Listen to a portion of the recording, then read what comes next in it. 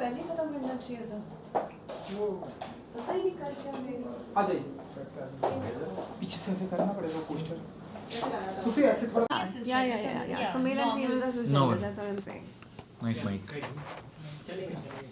Dude, you would not even know how many genders are there in the world. हाँ क्योंकि वो plus होता है ना एंड में, तो प्लस में बहुत प्लस है. I think there are 59 or 60. जब मैंने वो सुपर वुमन करी थी ना, तो मैंने स्टडी किया था 60-70 है. And increasing. Yes, रेडी आप लोग? yes. चलो भाई. ऑलराइट, तो सबसे पहले तो कांग्रेचुलेशन. ट्रेलर हमने देखा, बहुत ही ऑसम है. कल इसकी स्क्रीनिंग भी थी, बहुत सारे लोग आए हैं, सभी को बहुत ही पसंद आई है. आप लोग बताइए. तो सबसे पहले तो ये जानना चाहिए कैसा रहा एक्सपीरियंस विद शूटिंग का, कि जिस तरह से ये फिल्म ट्रेलर में दिखाती है. मैंने तो अभी ये फिल्म नहीं देखी है, तो मैं देख के आप लोग को बताऊंगा. लेकिन जिस तरह से ट्रेलर से हमने देखा है, आप लोगों की एक्टिंग जिस तरह से निकल कर आई है, पहले ये जानना चाहिए कैसा रहा एक्सपीरियंस विद सफेद. एक्सपीरियंस देखिए, आप तो जो देख रहे हैं ना, हमें शूट करते समय पता ही नहीं था कि ये क्या निकल के आएगा, कैसा निकल के आएगा. I think as actors, and I speak for everyone here, हम एक डायरेक्टर के कन्विक्शन से गए, संदीप के कन्विक्शन से गए, उसके फेथ से गए. शूट करते समय honestly today I think at least I feel when I saw the trailer, हम तो फिल्म भी देख चुके हैं, ऐसा लगा कि ओ माय गॉड हमने ये बनाया है. शूट करते समय इतना पता नहीं चला, क्योंकि उस समय हम अपने कैरेक्टर्स में घुसे हुए थे. एक बहुत ही मुश्किल चीज़ करने की कोशिश कर रहे थे. उस समय कोशिश कर रहे थे, कैसी होगी पता नहीं था, बट कोशिश कर रहे थे. So I think we were too self involved with हमारा कैरेक्टर कैसा है, एंड इंडिविजुअली भी एंड टुगेदर. कि like for me and Abhay, मेरे ज़्यादातर सीन्स अभय के साथ ही हैं, कि मैं और अभय अपनी केमिस्ट्री कैसे लेकर आएँ, वो रिलेशनशिप कैसे दिखाएं लोगों को जो एक्चुअली है. एंड आई एम श्योर अभय और मीरा ने वो ही किया होगा. बट हमारा एक्सपीरियंस यही था दैट कुछ अच्छा कर रहे हैं, कुछ इम्पोर्टेंट कर रहे हैं, और कुछ ऐसा कर रहे हैं जिसका one person which is Sandeep, उसका बहुत फेथ है इस पे. And I think we all just went by that. You know, I've always said that it's a beautifully painful film. The shooting was very painful. I think अभी रोज़ रो रहा था, और मैं रोज़ लड़ रही थी. मुझे नहीं पता बरखा लड़ रही थी यानी, but I was fighting every day. And I was feeling very sad every time I would see him crying. But उसका रोल इतना टफ था कि उसको रोना निकल जाता था. So it was a very painful shooting experience.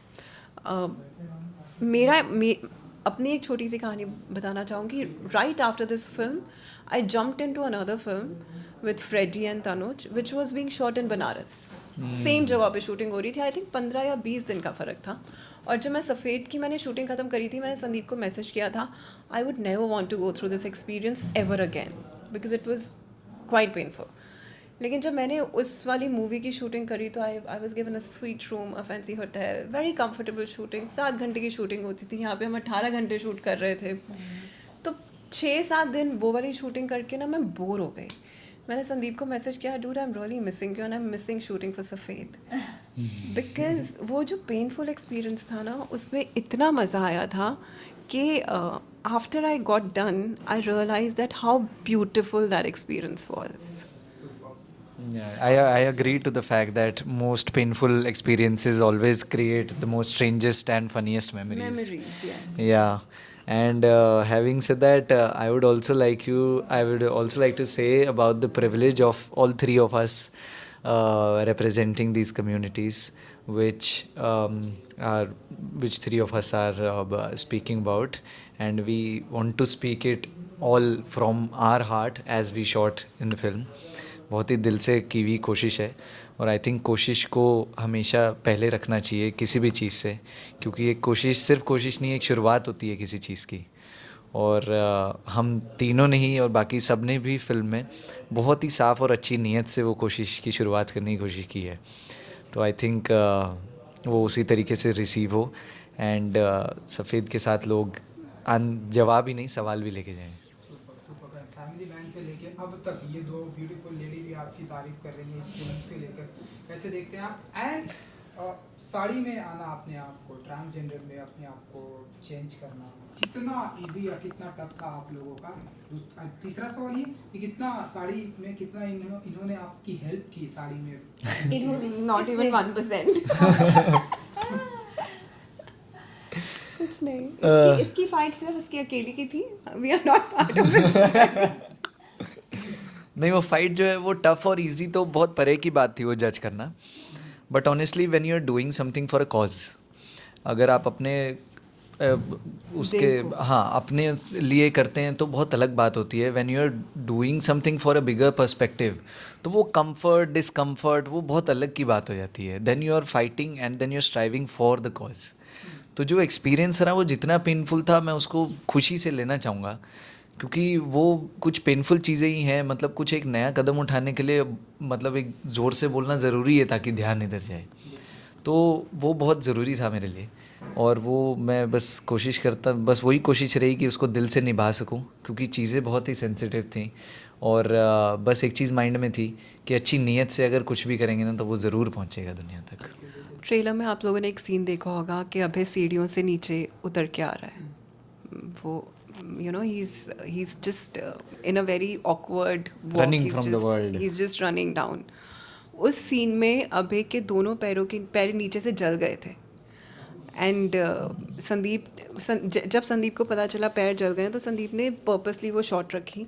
And I kept telling Sandeep, I said listen, you are heartless, please don't keep this shot, he will not be able to run, that is too on stairs. So Sandeep was like, no, I want that pain to come on screen.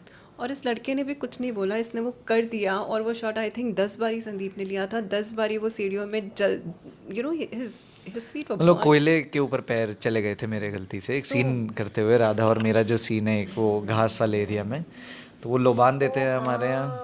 Right. तो वो पैर गलती से कोयले पे रख दिया था, किसी भले इंसान ने दिया वो मुझे दर्द. जैसे मैंने बोला, पेनफुल एक्सपीरियंस था. पेनफुल एक्सपीरियंस था. बरका जी, आप सभी से जानना चाहेंगे जिस तरह से ट्रांसजेंडर कम्युनिटीज़ की बात इसमें दिखाई गई है. एंड मैंने नोटिस किया कि हम जितना लाइक मॉडर्न की दुनिया में जाते जा रहे हैं, ट्रांसजेंडर को हम उतना ही साइड करते जा रहे हैं. अगर हम पहले के ज़माने की अगर बात करें, राजा महाराजाओं की बात करें, तो उन्हें बहुत रिस्पेक्ट मिलती थी. वो उनकी रसोइयाँ संभालते थे, उनके क्या कपड़े पहनेंगे क्या नहीं पहनेंगे उस पर बहुत सारा बातें करते थे. युद्ध में क्या रणनीति होगी, क्या करेंगे, क्या उससे भी डिबेट करते थे.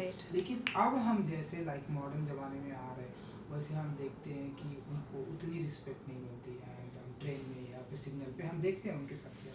ये वो क्या रीज़न है एज ए एक्टर आप लोग, क्योंकि उस किरदार को जीते हैं, इसलिए मेरा सवाल था. मैं आपसे भी जानना चाहूँगा, ये वो क्या रीज़न है, जितना हम मॉडर्न की दुनिया की तरफ आ रहे हैं उतना हम इन्हें जो है नफ़रत की नज़र से देखते हैं, इन्हें एक अलग दर्जा देते हैं, अपनी सोसाइटी में एक्सेप्ट नहीं करते. सो अगर आप लोग यार आप जो बोल रहे हैं मॉडर्न, मुझे लगता है कि जो लोग ऐसे हैं जो एक्सेप्ट नहीं कर रहे हैं तो वो क्लियरली मॉडर्न तो नहीं हुए हैं. आई थिंक वो राजा महाराजा को जो टाइम आप बता रहे हैं और मॉडर्निज्म के बीच में कहीं अटक के रह गए हैं और कुछ फालतू ही बिलीव्स लेकर आई थिंक ज़िंदगी अपनी जी रहे हैं. बट आई थिंक एक अगर आप बोलें कि ऐसा क्यों हो रहा है, the only most natural thing I can think of is embarrassment. कि लोगों को ट्रांसजेंडर्स ये कम्युनिटी एक एम्बेरसमेंट लगती है. उनके खुद के फैमिलीज़ को भी लगती है. एंड जब खुद की फैमिलीज़ को ही लगती है तो बाहर वाले तो फिर आप क्या ही क्वेश्चन कर सकते हैं उनको. So that is what I got to know from जो हमने जिन भी लोगों के साथ शूट किया. आई थिंक 90% लोगों की यही कहानी थी कि हमारी फैमिलीज़ के लिए हम एक एम्बेरसमेंट हो गए थे तो हमें निकाल दिया गया हमारे परिवार से. So I think it starts from home. ये जो कहते हैं ना, कोई बदलाव अगर लाना हो तो वो घर से ही शुरू होता है. तो अगर आपके घर में ही ये नहीं हो रहा है तो देन आई थिंक हम क्या मॉडर्निज्म या उसको अर्बनिज्म को क्या क्वेश्चन कर सकते हैं. But it's the embarrassment and non acceptance कि एक्सेप्ट ही नहीं कर पा रहे हैं कि अलग इंसान है पर हैं तो इंसान. सो या Meera ji, would you like to add something? No, I would like to extend what Barkha said actually. You know, acceptance is a very big challenge for this community. And you know, thoda technical bolna chahungi. It all starts from giving a certain society a legal privilege. अगर आपने थोड़ा सा पढ़ा होगा, मैं काफ़ी पढ़ती रहती हूँ, तो मैंने पढ़ा था कि ट्रांसजेंडर प्रोटेक्शन एक्ट, जिसमें ट्रांसजेंडर्स को लीगल राइट्स दिए हुए हैं, वो कब बना है? वो 2019 में बना है. अब भी उससे पहले तो उनके पास कोई राइट्स नहीं थे, उनके पास कोई प्रोटेक्शन नहीं थे. 2019 में गवर्नमेंट ने बोला है कि जो जैसे हमने दिखाया है कि जब कोई ऐसा बच्चा पैदा होता है तो उसको उसके घर से निकाल देते हैं. गवर्नमेंट ने बोला जो उसको उसके घर से निकालेगा वो क्रिमिनल लाइबिलिटी उस पर होगी. इक्वल एम्प्लॉयमेंट अपॉर्चुनिटीज़ देनी चाहिए, इक्वल एजुकेशन अपॉर्चुनिटीज़ देनी चाहिए, इक्वल हेल्थ केयर फैसिलिटीज़ देनी चाहिए. गवर्नमेंट ने ये सारी चीज़ें अभी बनाई हैं 4 साल पहले, 3 साल पहले. उससे पहले तक तो it was just an ignored part of society. Government ने तो बना दी, लेकिन वी एज अ सोसाइटी हम उन चीज़ों पे अमल ही नहीं कर पाए हैं. हम अभी तक उनको एक्सेप्ट ही नहीं कर पाए हैं. हम अभी भी वो चीज़ कर रहे हैं जो गवर्नमेंट ने बोल दिया गलत है, बट हम लोग अभी भी वो कर रहे हैं. So I think accepting them as a human being from a human level, that is most important. नहीं मेरी दो सबसे फेवरेट लेडीज़ ने सब कुछ बोल ही दिया है. बट एक ही चीज़ है मैं जो बोलना चाहूँगा कि लोग ऐसा समझते हैं कि अपने आप को थोड़ा बेहतर समझते हैं और उनको कमतर समझते हैं. आई थिंक वो जो चीज़ है ना वो कभी भी सोसाइटी में बैलेंस क्रिएट कर ही नहीं पाएगा. तो सोच से ही सब कुछ शुरुआत होती है सब चीज़ की.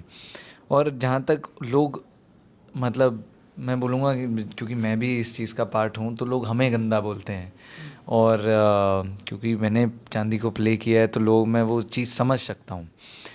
तो लोग बोलते हैं हाँ ट्रांसजेंडर्स जो हैं वो मतलब अब थोड़ा वैसा थोड़ा उनको अलग तरीके से जो ट्रीट करते हैं. बट वो ये नहीं देखते कि दुनिया के मतलब धुतकारने के बाद भी वो किस तरीके से इस दुनिया में आते हैं और हमसे ज़्यादा रंग लेके आते हैं हमारी ही दुनिया में. और हम ही हैं जो पीछे हो जाते हैं कि नहीं भाई हमें नहीं चाहिए. तो बड़े वो हुए या हम हुए. आई थिंक वो चीज़ के बारे में एक सोचने की ज़रूरत है. बल्कि मैं तो ये बोलूँगा कि उनके पास कोई फ़िल्टर्स नहीं है, हमारे पास फ़िल्टर्स हैं. तो बदलने की ज़रूरत जो वो हमें है और किसी को नहीं. जी. एंड क्योंकि कल स्क्रीनिंग थी इस फिल्म की, बहुत सारे लोग आए, मनोज बाजपेयी भी है, बहुत ही खुश थे वो इस फिल्म को देखकर. क्या कुछ मेरा आप लोगों को फीडबैक मिला इसमें, क्या कुछ एप्रिसिएशंस मिला, अगर आप लोग बता सकें. Honestly, I was very scared before the screening. मैं अभी को बोल रही थी हो सकता है हमारे करियर ख़त्म हो जाए इस पिक्चर के बाद.